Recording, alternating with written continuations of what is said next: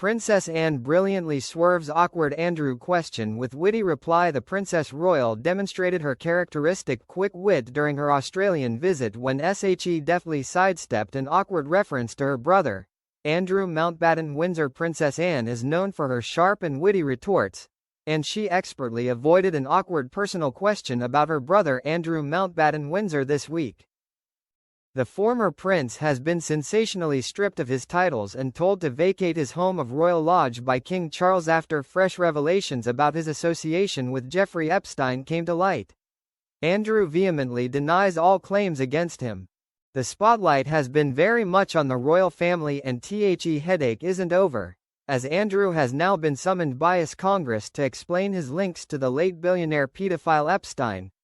But the Princess Royal dealt with the issue in her typically matter-of-fact way when she was asked about her sibling during her visit to Australia.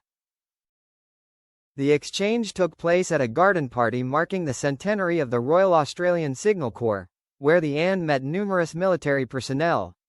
James Thorpe, who heads the Royal Australian Regiment Association, initiated the conversation by mentioning his previous encounter with her younger sibling. Upon being told by James that he had previously encountered her brother, Anne promptly responded, "Which one? I have three." The quick retort enabled the 75-year-old royal to avoid discussing Andrew, whose name has become a source of shame for the royals. Princess Anne's Australian visit continues until the 11th of November, before she heads to Singapore for a two-day visit marking 60 years of diplomatic relations between the nation and the UK. The princess is accompanied in her visit by her husband, Vice Admiral Sir Timothy Lawrence.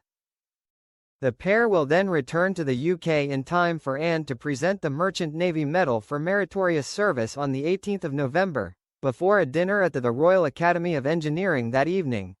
It comes after Princess Beatrice made her first public charity appearance since her father was stripped of his titles.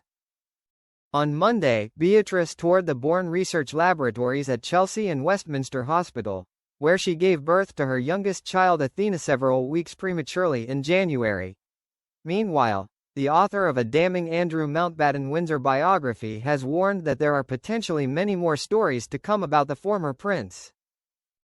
Andrew Lowney sent shockwaves through the royal sphere earlier this year with his release of entitled The Rise and Fall of the House of York, and has continued to share a number of explosive allegations surrounding the disgraced royal. Since the dramatic loss of Andrew's honours and titles, the biographer claims many more people have been willing to come forward and tell their own stories of working with Andrew.